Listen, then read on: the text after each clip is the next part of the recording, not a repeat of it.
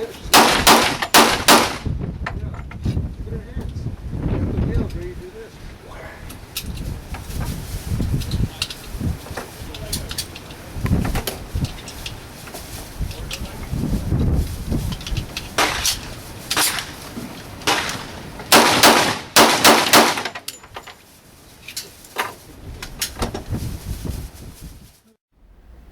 Hey everybody, Matt here. I hope you enjoyed the shooting at the beginning of the video here. That was the me shooting this little baby here. This is the Llama 45 Mini Max that I just picked up here about a week and a half ago.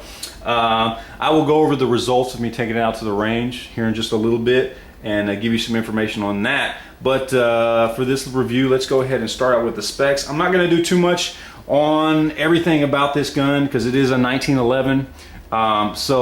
I mean, there are literally thousands of 1911 reviews online, and a 1911 is pretty much a 1911, regardless of whether it's a full-size government model or a smaller officer's model like this one. I don't need to go over everything for you guys. So let's jump right in. What you're going to be buying this for? Primarily, I'm going to say concealed carry, self-defense, home defense. Not really a range gun, although I had a blast with it at the range this weekend, and it is a lot of fun. But that's not primarily what you're going to be buying it for. As far as the specs on this thing go, this thing's going to be running right at about a little over 7 inches long, 5 inches tall. Thing weighs in at about 34 ounces, so it's heavy, okay? These things are not light. Most 1911s aren't. You can get some that are alloy framed that are a little bit lighter. I've even seen some polymer framed 1911s, very rare, but there are some companies that make them that take the weight off. But overall, 1911s are not light pistols. Still, a lot of people love to use them for concealed carry. There's a lot of companies that make these officers models, and a lot of experienced shooters don't mind the weight, and they prefer having a 1911 and 45 to carry on them. As far as caliber goes, this thing, obviously this is in 45. These were also made in 9mm and 40 Smith & Wesson, although they're not as available. You can't find them as easily because obviously they made more 45s than anything else. Capacity on these things, the standard officer's model is going to be 6+1, so you got 6 rounds in the magazine. The good thing about 1911s is you can take pretty much any 1911 magazine and it'll fit into a 1911. I picked up a couple of these at the local shop here. These are just regular 7-round magazines. You can see there, these are Colt 45 Auto. They fit very nicely. They fed perfectly in the pistol this weekend. No problems, no issues with these magazines at all. They stick out here just a little bit, just a hair down at the bottom, but overall they work very well. And that's one of the great things about 1911s. Now there are some 1911s that are kind of finicky and picky. I've heard some people say that Kimber only likes Kimber magazines, things like that. That may be BS, I don't know. I've heard there are some finicky ones out there, but overall a 1911 magazine should work. As far as which, ergonomics, things like that, it's a 1911. A lot of people, including me, think these are some of the best, most comfortable pistols to shoot. You get everything in here. You've got your mag release, you've got your slide lock, you've got your safety, your beaver tail grip safety, you've got your hammer, got dovetailed in rear sight, fixed front sight. Pretty basic, pretty simple. There is one difference I will note. It does have if you check the front of the trigger guard here, it is not rounded off. It is squared off like the front of a Glock or many other pistols out there. I don't think that's really, that's just a design feature. I don't think that has anything to do with functionality. At least I don't think that's why they did it. I think they just did it because they liked the look of it. They figured other people would too. As far as disassembly goes, if you know the smaller officers models, they are slightly different. It's actually a little bit easier to take down than a full-size government model. So I'm not going to do that. I may do another video on disassembly on one of these, but it's pretty easy. It's once you pop this slide lock, the pin out from the other side and just pop it out, it pretty much disassembles just like any other standard pistol. The whole slide and barrel assembly slides right off the front of the pistol. So it's pretty easy. As far as what accessories, things like that you can go for with this, obviously with the fixed front sight there is some limited ability there.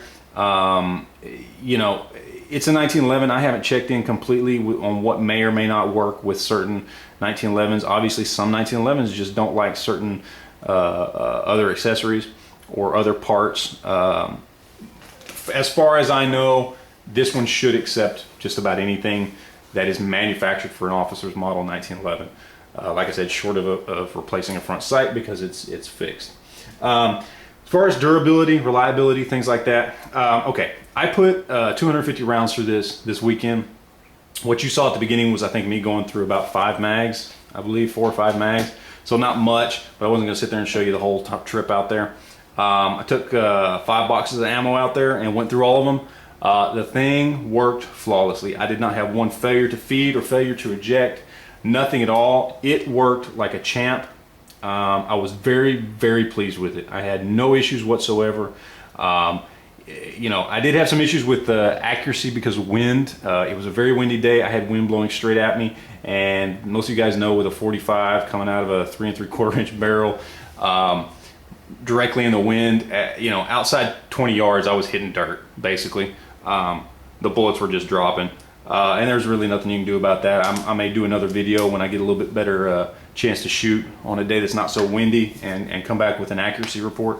But, you know, for now, I was fine with it. Inside 20 yards, I was hitting my targets pretty dead on center. So I was happy with it. Happy enough that I felt, you know, I would feel comfortable if I had to use this in a situation to defend myself. So I was very happy with it.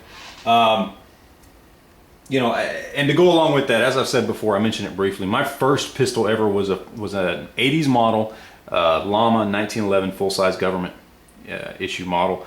And I had that thing for almost 10 years. And I never had an issue with it, and I treated it like shit. So I had high hopes for this one, but I'd heard, you know, this being a 90s model, and I'd heard stories about Llama in the 90s. I wasn't sure, but I can safely say I came away from the range extremely happy with this purchase. So I'm going to jump into Llama's history here for just a second.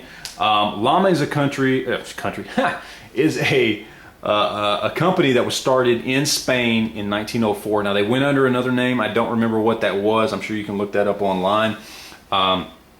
They made, at one point in time, when they first started, in the first, you know, I want to say within the first 20 years that they were making pistols, they made more models of pistol than anybody else, any other manufacturer at that time. They were known for just putting out so many different models. Now their pistols tended to be a little more ornate, a lot of designs, you know, that early 20th century, that a lot of you know, engravings and things like that on pistols. They made a lot of different pistols, a lot of different calibers. They were very popular in Europe, very popular in Latin America. They did a lot of exporting. But it wasn't until the 1930s when they started manufacturing the government model 1911s that they started to become bigger and bigger. So you got to realize, Llama made 1911s since the 1930s, all the way up, I think, until 2004. They had more experience making 1911s than a lot of the companies that are making 1911s now. So, you know, up until the 1990s, okay, I believe it was 94, they had manufactured the government model 1911. I think they also manufactured an officer's model, both in 45, the basic standard models. That's what I had. Very, very sturdy, reliable, great pistols. In 94, I believe, because of the success of para-ordnance, coming out with more tactical 1911s and different calibers and things like that, they made a change. Okay, they went to, I forget what they called the models, the ICF or the IFC or the IX, something like that, line of pistols, the Mini-Max being one of those pistols. They came out with several different models in several different sizes. They even had one called the Subcompact Mini-Max, which was even smaller than this, which had a horrible reputation, by the way. They did them in 9, 40, and 45. A lot of different models. Put the rubber grips on here, matte black finish. Some of them had rails. Tried to make them more tactical to compete with para-ordnance. Now, in the 90s, it is said that their quality went down. You know, I can definitely tell a difference in finish on this one compared to the one I had that was an 80s model. I can't speak to performance because this one so far has performed flawlessly. Of course, if I do have an issue with it, I will let you guys know at some point. Overall, very happy with this pistol. You know, I can't speak to the other pistols in the Llama line from the 90s models, but this one seems to be doing very well. Now, Llama, I believe, went into bankruptcy and closed its doors in 2004, and no one bought them out, so there is no more Llama. There's not even anybody else making these pistols under a different name. They are now no longer available, so if you want to find one, it's going to be used. Now, speaking to that, okay, what can you expect to pay for this pistol? Obviously, as I told you guys, I picked it up for 200 bucks. I have seen these online for as much as 350. Now, I think this is a great gun.